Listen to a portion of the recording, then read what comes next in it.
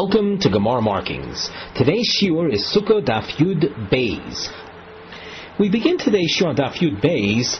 Almost halfway down, you'll notice a new Mishnah. Before we turn to the Mishnah itself, let us glance at the diagrams, the illustrations in the Pirush Chai, illustration 180. You'll find this at the bottom of page 36. What do we see? We see a sukkah. It's covered by bundles. And the caption taken from the Mishnah reads, Chavile kash v'chavile eitzim v'chavile zrodim. It's not important to translate right now each item here, but just to note that they're bundles of branches, different kinds of branches. The Mishnah says that you shouldn't use bundles as schach. However, in 181, you can see the bundles have been untied. If they're untied, then there's no problem. And picture 182 shows you bundles used as walls for your sukkah. Now the Mishnah. Chavile kash v'chavile eitzim v'chavile zrodim ein mesachichin bohen. You are not to use them as schach. V'kulan shehitiron ksheros. If they are untied, then they are acceptable. V'kulan ksheros l'tfanos. The bundles that were unfit as schach, they are acceptable to serve as walls. Before we begin the Gemara, we glance at the side where we have our Nosei Mivneh heading, where we feature a topic together with a structural note. So we've written on the side, and there's stages. This Gemara has a very deliberate structure to it. First, we note that there are two Mishnayos. Chavile Kash, our Mishnah, that speaks about bundles ein mesachachin, not to use bundles as chach. And number two, another Mishnah, it's later in this parak, hachotet begodish. The Mishnah there describes someone who comes to a heap of straw, and it's a solid heap of straw, and he then starts to hollow out this heap, and lo and behold, after he hollows it out, he has now an airspace in which he can sit, and above him remains straw, which will serve as his schach. You can see this illustrated on page 43, illustration 214.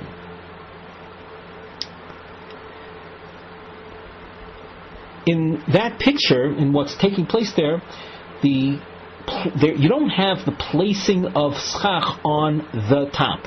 Rather, the schach is automatically there after you hollowed out the sukkah, the hole, creating the airspace in which you would dwell. So that's the case of chotet begodish. We have two Mishnayos, and the Gemara, in the name of Rabbi Yochanan, you'll see Rabbi Yankiv presents to us Rabbi Yochanan two beis te'omim, and they're highlighted in our markings with diamonds. Shnei te'omim, two explanations for the two Mishnayos, one per Mishnah. Now, we don't know which explanation matches which Mishnah, but one explanation states Gzeiras Otsar. In other words, one of these Mishnayos represents unfit schach on a rabbinic level, meaning midoraisa, it's okay. But on a rabbinic level, we don't want you doing something, because if we allow you to do this thing, which we can't explain it, we have to wait for the Gemara, but if we allow this, you could come to a situation of a sukkah that's not acceptable even on a Torah level.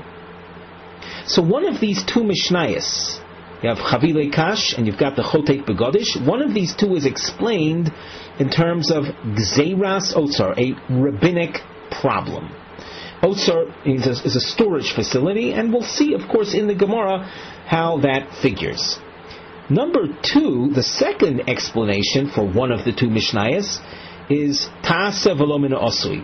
Now, that is based on a pasuk in the Torah. In our previous year, we spent a fair amount of time dealing with Ta'aseh v'lo min ha'asui, but the pasuk says Chag HaSukkah is Ta'aseh l'cha, that there's an issue of Ta'aseh means making, that when you make the sukkah, it shall be made at the point of making, it shall be kosher, and not a structure that when made was unacceptable, and all you did some type of what we call tikkun kal to make it look like a sukkah, or to be able to use it. The main point is that Ta'aseh, when you make it, it shall be made at the point of the making, it shall already be kosher. So what do we have so far? We have 2 Tanaic sources. The reasoning behind each one of the source is stated, but which reason applies to which source is not clear. So we've noted here, Matras HaGemara is Eza Tam Shayach LeEza Mishnah. The purpose of the Gemara is to figure which explanation fits with which Mishnah. Double underlines will appear in this Gemara. These are Hadgoshas Hashemos Hashutafim L'Malach HaGemara. We're highlighting the different names of the Rabbanon that are Shayach to the development of this Sucah. Now we turn to the Gemara. The Gemara opens up with, note, a long question. Following the long question will be a long answer. So we cover a number of lines of Gemara simply with a question and then an answer. The Gemara. Rav Yankov. Rav Yankov tells us, Shamas minei de Rabbi Yochanan tarti. I heard from Rabbi Yochanan 2, meaning 2 explanations for points mentioned in the Mishnayos. Chadaha, one explanation was relevant to our Mishnah, V'idach, and the other explanation was relevant to the Mishnah later on. Hachoitet begodish lasois lo sukkah ein sukkah, one who hollows out a pile of hay in order for it to serve as a sukkah, it's not acceptable. So you have 2 Mishnahs, our Mishnah and the Mishnah there on Tezvav, on Daf Tezvav, just a couple daf from here. Chada mishum zeros, oitzer v'chada mishum taseh v'lamotz min hasi. One of the Mishnayos is unfit only on a rabbinic level, and the word that keys you into it being rabbinic is the word gezerah. It means a rabbinic ruling or offense that they impose so as not to come to a more serious problem, a Torah level violation. So one of them is called Gzeras Otsar. Otsar, we'll see how we're going to use that term a little later, but it means a storage area. And Chada, again, Gzeras Otsar means don't do something because you might come to using an Otsar, a storage area. V'chada, and one of the Mishnayos is explained in terms of a psul doraisa, mishum ta'aseh v'lo min ha'asui. Make the sukkah in a state of kashrus, and don't rely on a sukkah that when it was made, it was posel, and I now come to use it after its initial making was made improperly. 2 diamonds. Each diamond will correspond to one of these 2 Mishnayos. V'lo yodano, says Rabbi Yankov, and I don't know, hey minayu mishum otsar, v'hei minayu mishum taseh v'lo min ha'asui, and I don't know which explanation applies to which Mishnah. Hey minayu, I don't know which Mishnah is explained by the otsar, and which Mishnah is explained in terms of taseh v'lo min ha'asui. So far, if some of you are finding this difficult or a bit abstract, have no fear. It's understandable. But what you should see at this point is the structure. 2 Mishnayos, 2 explanations, and we have to match explanation to which Mishnah. The Gemara, after Rabbi Yankov tells us, I don't know which is which, Amar Rabbi Yirmiyah nechsi anatz. Rabbi Yirmiyah says, well, we'll answer this. Let's see on our own.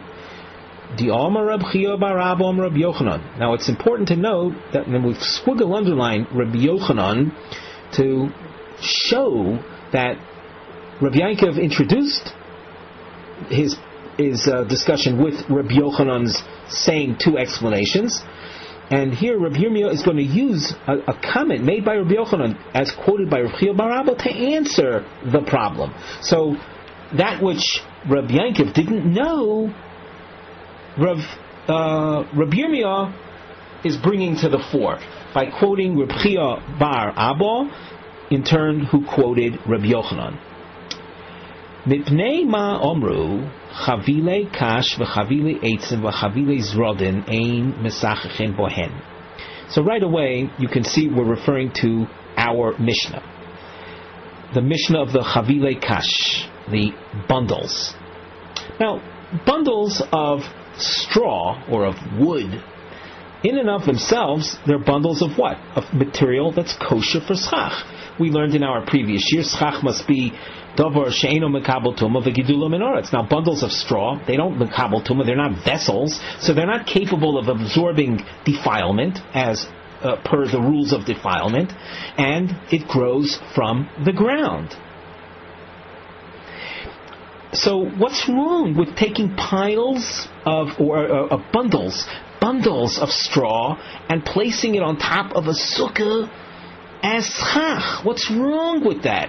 So that's what we're explaining now. Why was it said that these chavilos are ein mesachim bohen? Don't use them as schach. Why not? Pe'omim she'adam ba min hasoda bo'erev.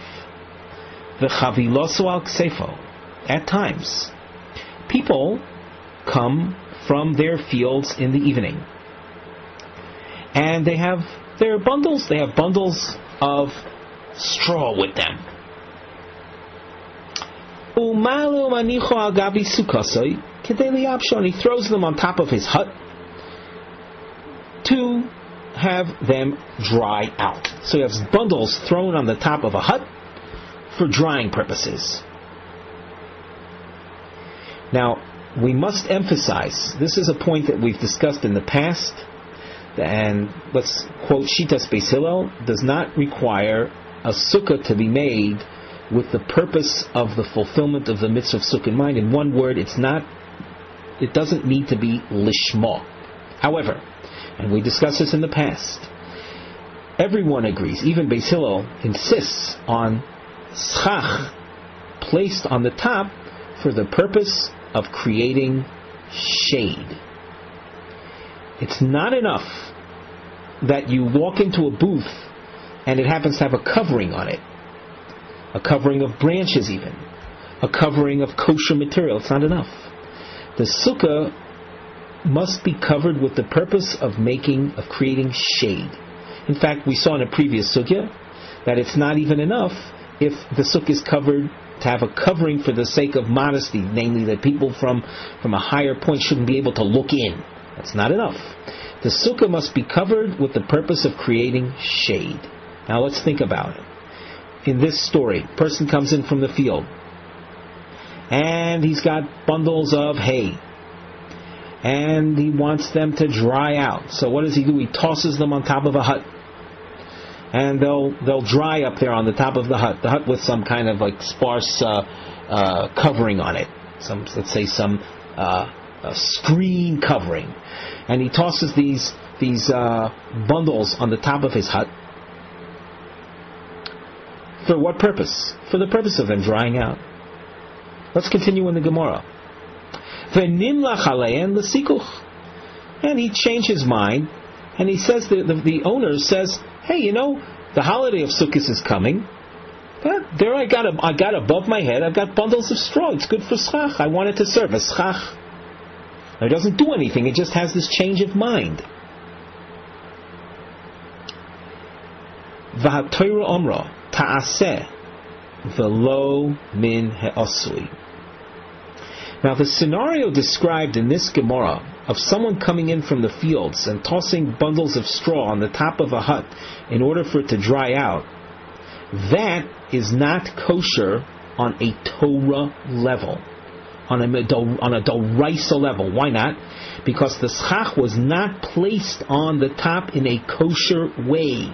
It was placed for drying purposes, not for shade creation. So now, let us talk about momentarily about someone who tosses bundles on the top of a sukkah, bundles of straw, for the purpose, not of drying out, for the purpose of serving as schach. So what Rabbi Yochanan just said is that if we were to allow a sukkah whose covering was through bundles of straw for the purpose of schach, someone else will come along and think, even when bundles were placed on the top for drying out purposes, that also would be okay. Now that drying out situation is not acceptable midoraisa. Come along the Rabbanan and say, you know what? Don't even put bundles of straw on the top of a hut for schach purposes either. So that restriction, don't put bundles on for schach purposes, that is a rabbinic restriction. The Rabbanan, we're being a little repetitive here, but the Rabbanan are saying don't put them on, the bundles of straw, for schach purposes, because the next guy is going to come to use a sukkah whose covering was put on for the purposes of drying out. And that is not acceptable on a Torah level. So now our Mishnah, which says don't use bundles as schach, midaha mishum gezeras osar. We continue in the Gemara from the fact that our Mishnah here of Chavile Kash is a gezerah in anticipation of the Otsar case. The Otsar case was the storage facility for drying out. So now we've associated one of the diamonds above, the Gzeras Otsar diamond, is attached to our Mishnah. The Mishnah of Choytek Begodish. Mishum ta'aseh v'lo min ha'osui. The problem in the Mishnah on Daf Tes Vav, which we quoted here in the frame above, HaChoytek Begodish lasos sukkah, in a sukkah, you know what that is? That's a case of a sukkah. That sukkah would not be good even on a Torah level. What is the guy doing? In picture 214, he's hollowing out a pile of straw. And after it's hollowed out, he looks above and he says, voila, I've got a covering over my head of kosher schach material. Yeah, but it wasn't placed on there for shade purposes. It was just part of a bundle. So a covering that is there, but not because of shade for shade creation, that's not good on a Torah level. So what's described in the case of Chotei Begodish is a sukkah that's no good, it's not acceptable on a Doraisa level, and that's because of the rule that says Ta'aseh, make the sukkah initially in a kosher form, and not use a sukkah that's mina osui, that was a result of something that came about through psul, through something that's not acceptable. This is the end then of Rav Yirmiyah. As far as Rav Yirmiyah is concerned, things are very clear. He has a quote of Rabbi Yochanan that indicates that Rabbi Yochanan himself attached Gzeras Otsar to our Mishnah. Now, Rabbi Yochanan also had information from Rabbi Yochanan. However, Rabbi Yankiv, the Gemara says, Ha to Rabbi Chiya bar Abba. The arrow will help you find where Rabbi Chiya bar Abba was mentioned. We have them dashed, underlined as well. Rabbi Yankiv did not hear Rabbi Chiya bar Lo Shmi Olei. Means Rabbi Yankiv did not hear Rabbi Chiya bar Abba's teaching. So he didn't have the information that Rabbi Yirmiyah had, and hence Rabbi Yankiv was left in the dark. He was unclear. Omar Rav Ashi.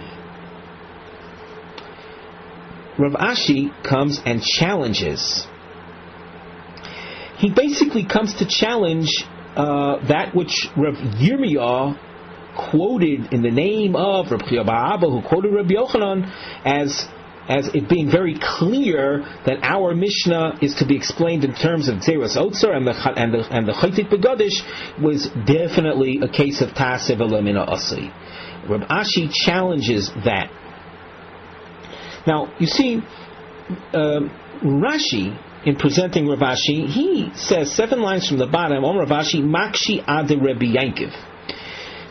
To explain the Gemara in terms of Rashi, in Rabbi Yankiv's mind, even though it wasn't clear which explanation applied to which Mishnah, but what was clear was that one explanation applies to one Mishnah, and the other explanation applies to the other Mishnah, and we saw that through Rabbi Yirmiyah's presentation. Rav Ashi says, who says that things are so clear cut? Rav Ashi says, who says things are so clear cut? We had 2 diamonds above, which introduced 2 explanations. Who is to say that I can't switch the diamonds with the other Mishnah, contrary to what Rabbi Yirmiyah reported? In other words, instead of saying that our Mishnah is explained in terms of Gzeras Oitzar and Chaytit Begadish is explained in terms of Tasev Elamina Asui, maybe our Mishnah is a case of Tasev Elamina Asui and the case of Chaytit Begadish is Gzeras Otzar. Let's see this in the Gemara. This question lasts a number of lines, hence we have a long question marking. Omar Rav Ashi, Otu Chavile Kash v'Chavile Eitzim Mishum Gzeros Oitzar Ika Mishum Tasev Elamina Asui Leka. And we continue. V'Chaytit Begadish Mishum Tasev Elamina Asui Ika Mishum Gzeros Oitzar Leka. Each one of these Mishnayos can be explained only in the way, in the limited way you explained it before. Let's focus in on this. Chavile Kash, the case of the bundles on top of the hut. Our Mishnah spoke about about bundles of straw are not suitable for a sukkah. Maybe our Mishnah is referring to the very case of the guy who threw the bundles on the top for drying purposes. And the Mishnah is then saying Chavile Kash, Chavile Eitzim, Chavile Zrodim that were put on the top of the sukkah for drying purposes is Ein Mesachah, it's not kosher for schach. Now, in that case, where the bundles were put on the top for drying purposes, and then you decide later on, hey, I want this to be my sukkah for the holiday of Sukkot. That is not acceptable on a Torah level. That's Tasev Elamina Asui. You're supposed to make the sukkah by having put the covering on for shade purposes. We just described the guy who had put the bundles on for drying purposes and only later on deciding that he wants to use it as a holiday, as a Sukkot mitzvah of Sukkah. That is Taseh v'lo min asui. That is, what does again that phrase mean? Taseh. Make your mitzvah item in a state of kashrus. And don't use something that was not made in a state of kashrus. And based on the fact that we're darshing the word taseh, which is a Torah word, we're describing something that's not fit from a Torah standpoint. So could it not be that our Mishnah is a problem, represents or reflects the problem of Tasev Elamina Asui? And the case of Chaytit Begadish? No, you know what? That could be describing someone that hollows out a pile of straw, and he then shakes the upper level, which is the roof. He shakes it for the purpose of it serving as schach.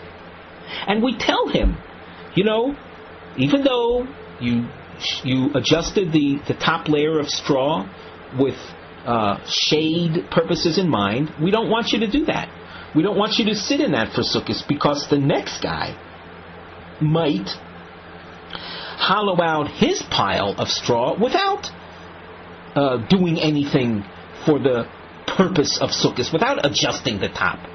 So even though you did something that's acceptable midoraisa, we tell you midorabbanan, don't rely on that.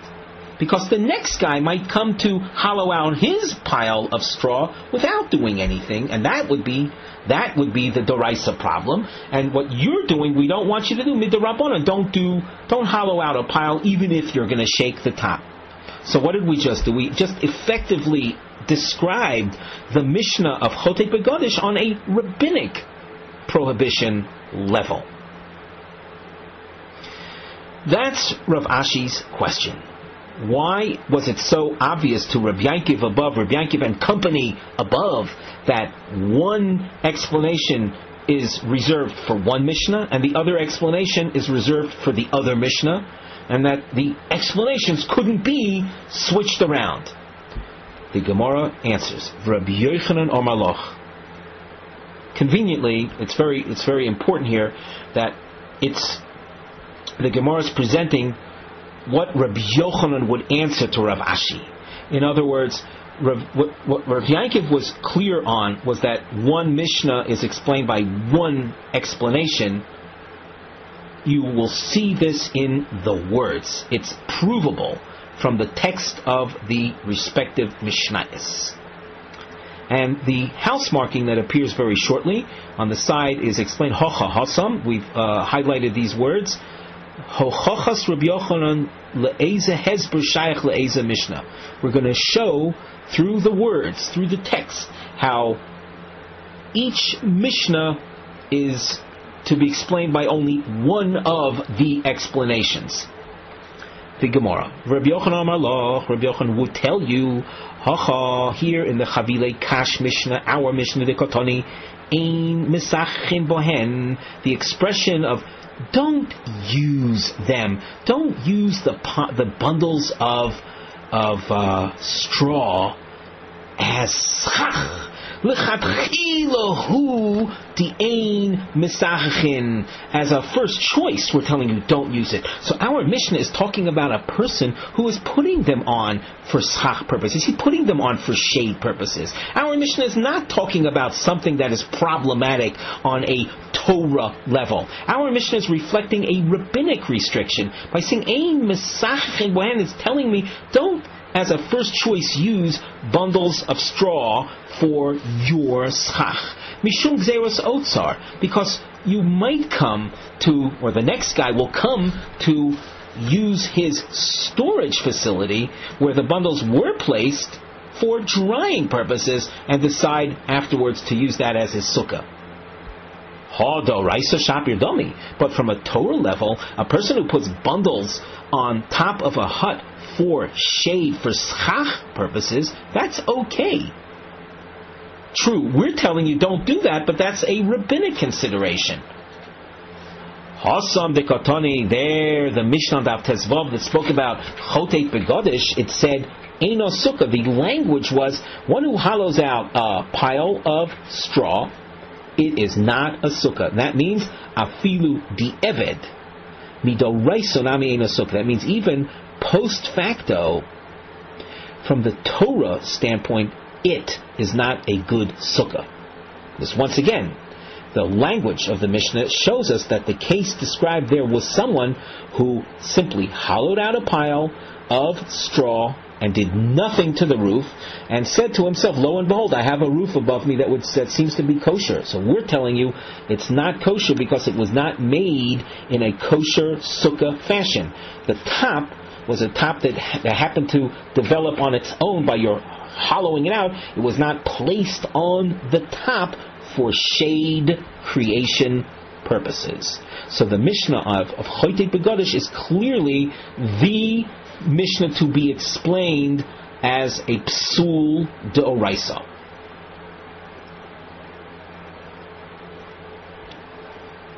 The slash mark indicates that which follows is a new trend of thought.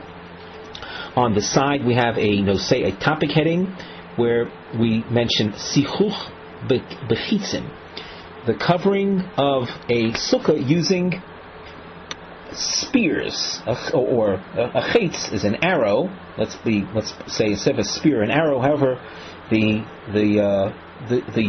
point will be point. That's a pun. That's in poor taste, maybe.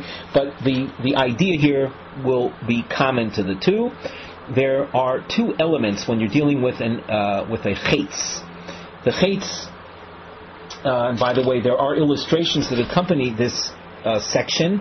They are found on page 37. The Gemara will make reference to Zechorim and Nekevos.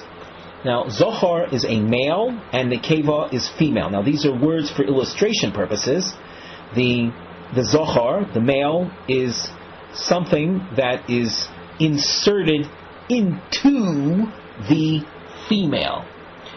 So that if you look at illustrations on page 37, illustration 183, bearing in mind that everything described here is made of wood. Otherwise, if you're dealing with something that's metal, then things would be terribly obvious as being unfit. But we're dealing with wooden items.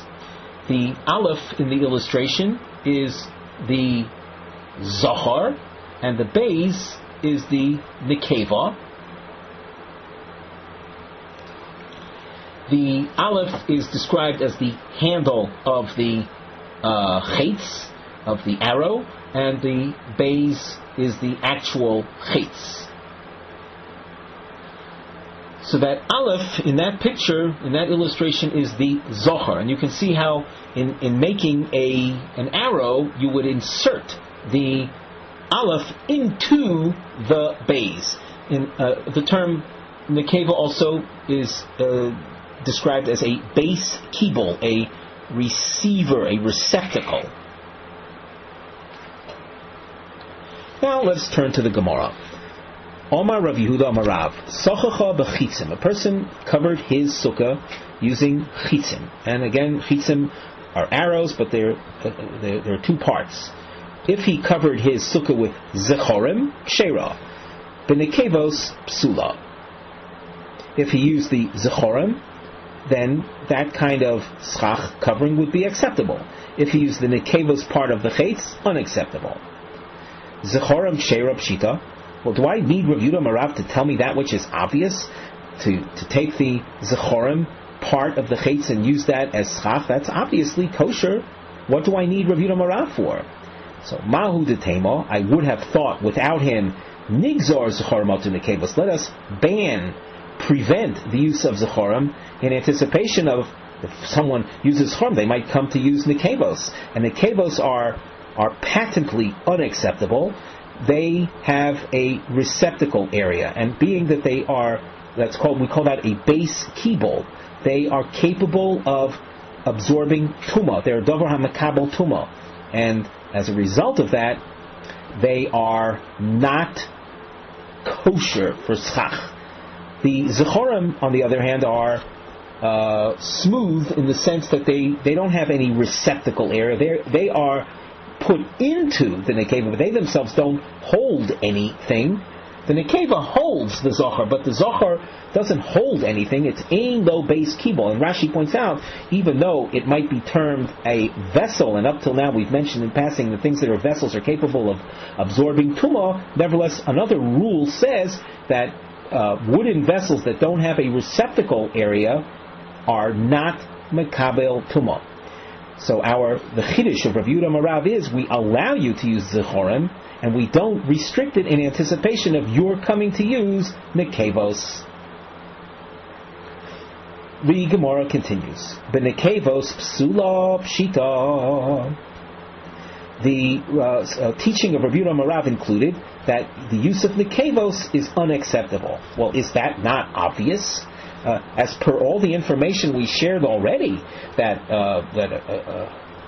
cleates that has a base kibble to it, that has a receptacle area, is unfit. It's a davar makabel tumah. I know then that it's not fit for schach even without Rav Yehuda Amar Rav telling me so. Mahu de tema.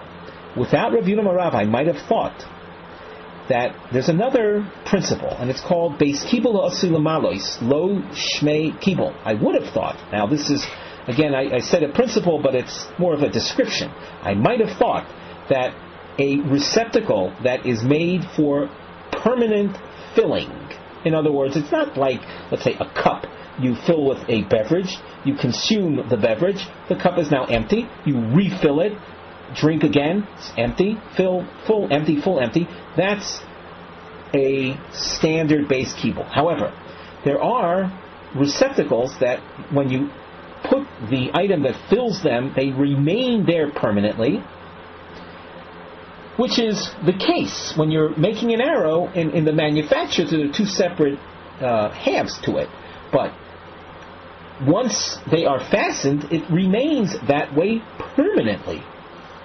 In the book of illustrations, you have other cases. You have a ball that has a leather outer covering, and then you fill it with other material. They used to, and I don't know how baseballs are manufactured today, but in years gone by, you had a leather outer covering, and it was filled with a very densely woven thread and string, and that's what the stuffing was of a baseball. Once a baseball is filled, the filling is not meant to be taken out. It's called a permanent filling, and the nikevos in our case is described by the Gemara as a base kibul asu lamalos, and one might have thought lo shmei kibul. That's not considered. It's not considered a standard base kibul. And being that the nikevos, as is something that when filled would be permanently filled, even though right now it's not full, but when filled, it's designed to remain filled, so it's not considered a base kibul. That's what I would have thought. And if it's not considered a base kibul, it would be categorized as pshute kli'etz, as smooth, non-receptacle wooden vessels. And if that were the case, it would be kosher as chach. Kol mashma lon, Rabbi Yehuda Marav tells me that these nikevos are puzzle, and even though you might think it's a base kibul osu l'malos, that doesn't, and it should be categorized as non-base kibul, not so. It's still unfit. Again, the slash mark indicates that the following is a new trend of thought. On the side of the Gemara, we have a nosei mivneh heading. A double underline will appear. And the gist of the upcoming Gemara, the next couple lines, deal with pishton kischach, using flax. Flax is a plant. And using flax as schach covering. We will be focusing. Let's just point out that flax is the plant from which linen is made.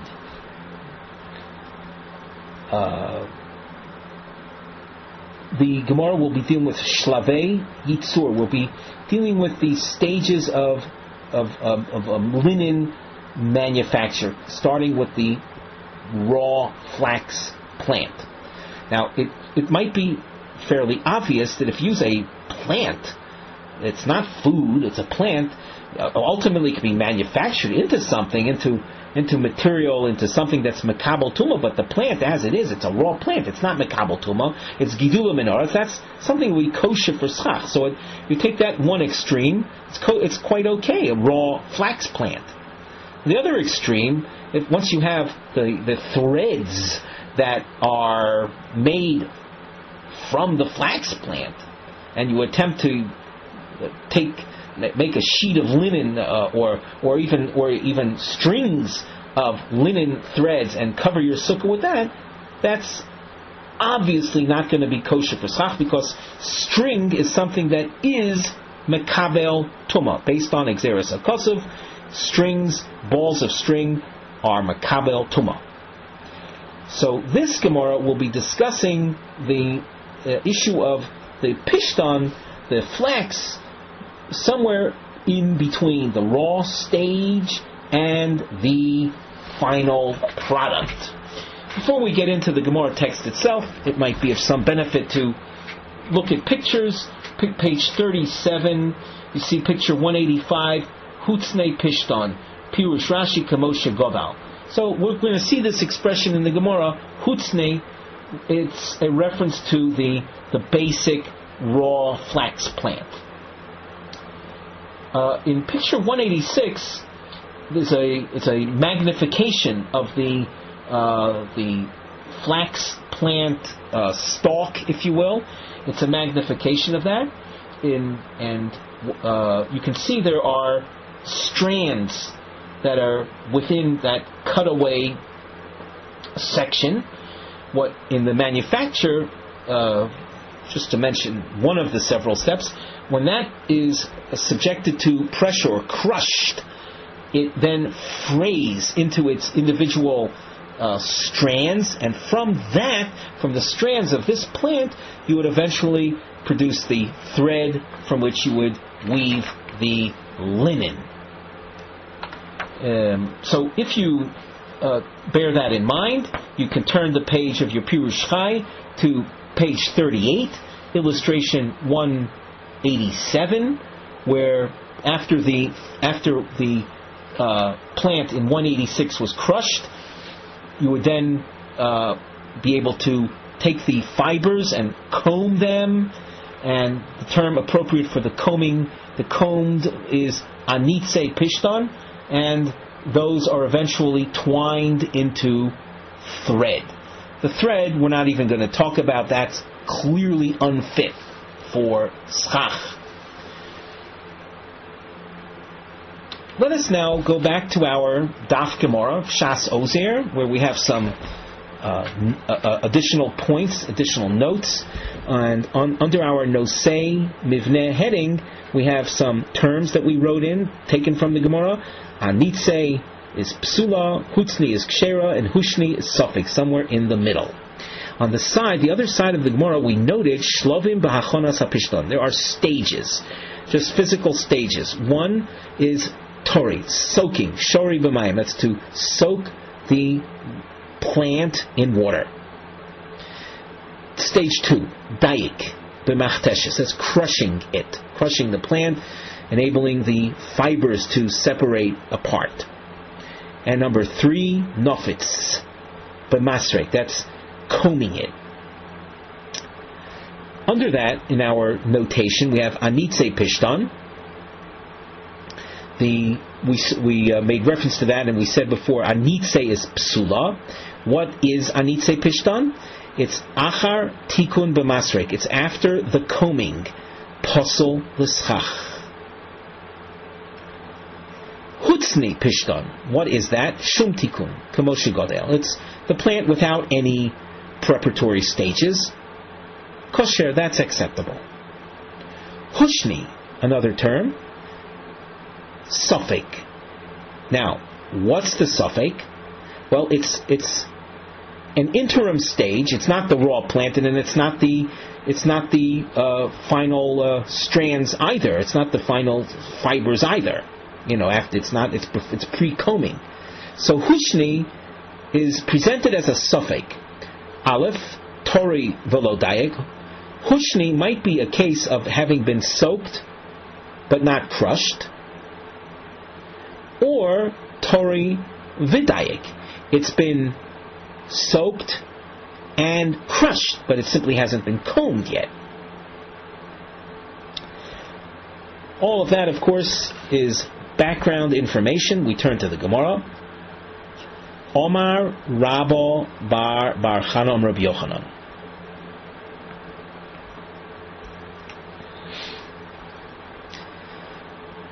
The Rashi adds, across from here, Omar Rabo Bar Chanom Shamati Shloisha Dvarim Rabbi Yochanan. I heard 3 things from Rabbi Yochanan. Hashnayim Piresh Vashlishi Heishiveini Yodea. This is a little reminiscent of Rav Yankiv on Omid Aleph, also quoting Rabbi Yochanan, but that's just a simple connection, but nothing more than that. He says, I heard 3 things from Rabbi Yochanan. 2 of them he explained. The third, Rabbi Yochanan himself said, I don't know. So now we continue in the Gemara. Sochecha ba'anitze pishtan. Psula. We mentioned diagram 187. Covering your schach with the post-combed, after the combing fibers. is unacceptable. It's not kosher for schach. Rashi points out that at that point it's fit for, susceptible, or it's able, it's capable of becoming tomei, tumas negoyim. So anitze pishtan is out of the question. That's posel for schach. And you can always refer to the points on the side of the Gemara. What anitze was after the combing. Behutzni pishtan kshera. Hutzni, we saw illustrations of it, 185, 186, covering with the raw plant. That's okay. Vehushni pishtan. This is the third point of Rabbi Yochanan, concerning which we saw in Rashi, we saw before, where Rabbi Yochanan said, I don't know about this. Hushni pishtan eini yodea mahu. I don't know what, point one is, I don't know what the din is regarding Hushni. And number two, Hushni atzman eini yodea. I don't even know what their nature is.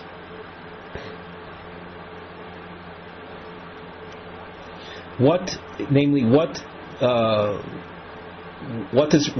Rabbi Yochanan call Hushni? Now the Gemara goes on to tell me what the two sides of the doubt are. Ma nefshach I dayik velo nofitz Hushni kori lei. If dayik means crushed but not combed, in other words, it's been soaked and crushed but hasn't been combed, he calls that Hushni. Avol tori velo dayik. However, something that has only been soaked, it hasn't been crushed at all, Hutzni kori lei. So that he would call Hutzni, which would then be the same as something not soaked at all and kosher for schach. Oy dilma, or possibly Tori velo dayik nami Hushni kori lei. It could be that something that was merely soaked, even without being crushed, he calls that Hushni, and he terms that a suffix. He says that would not, we are in doubt as to whether that would be acceptable.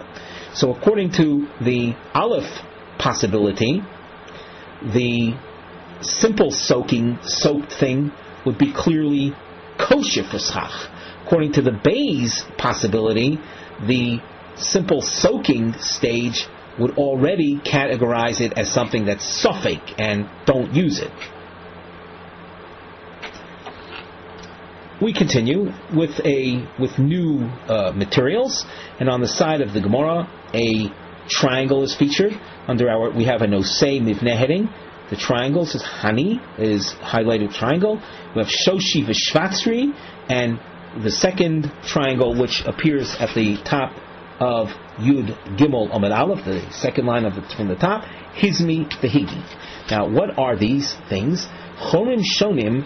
Now, take note of the fact that we've used a dashed underlining as well.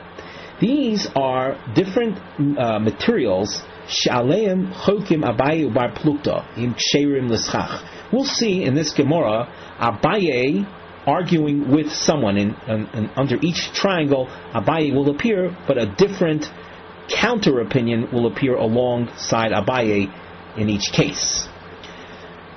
So we're going to deal with different materials and their acceptability or lack thereof as schach. Omar Rav Yehuda. We continue in the Gemara, 3 lines from the bottom. Omar Rav Yehuda, Hani Shoshi Ushvatzri Misachachin Behu. Rashi, in describing these things, in addition to some French words, he just points out they are types of vegetables. Now, the term vegetable, don't jump to conclusions in saying that it's something that you necessarily eat. But all he says, Mine Yerokos. So, Rav Yehuda tells us that Shoshi Shvatzri Misachon Behen. Why? They're not fit for human consumption. And as a result of that, they're not Makabel Tumo. or I should say, since people don't eat them, they're not mekabel tuma, and they do grow from the ground, so they have the characteristics of kosher schach. Abai Omar b'shoshi mesachichin. There's agreement with regard to the shoshi. However, b'shvatzri lo mesachin. My time, why should one not use shvatzri? After all, people don't eat it. So why is it no good? Kevon, we continue at the top of Yud Gimel Amar Aleph, Desori Reichayu, since they have a foul odor, Shavik Law V'Nafik, people will leave the sukkah. So you cannot make a sukkah, you cannot prepare schach and put on a sukkah where it's going to cause people to leave.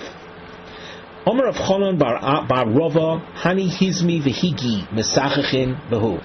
Hizmi and Higi are branches from different types of bushes. Rashi says, Mine Sneh. The Sneh might be familiar to some of you from the story in the Chumash where Moshe Rabbeinu encounters the burning bush. That was the Sneh Boer Boesh. The Sneh is a type of bush. So, Hizmi V'Higi, the Rav Chonon says you can use as schach. Abaye Omar. Again, you see Abaye disagrees and he says, Behizmi mesachechin, behigi lo mesachechin. There's agreement with regard to the hizmi, but not with regard to the higi. My taimo, what's the problem with the higi? Kevon de nasri tirpayu, since their leaves fall, they'll fall into your food. Shavik lo v'nafik, a person will leave his sukkah. So you see, Abaye is consistent with what he said before, that you shall not use materials that are going to cause a person to leave his sukkah. So that even though in terms of the material themselves inherently they have the characteristics of kosher schach, they're eino mekabel tuman, they're gidula min haaretz, nevertheless because of this tangential consideration that they will cause people to leave the sukkah, do not use them as schach. Before we conclude, let us remind you that if you wish to be in touch with us, we can be reached at gmarkings@gmail.com. With that, we conclude our Shiur for today.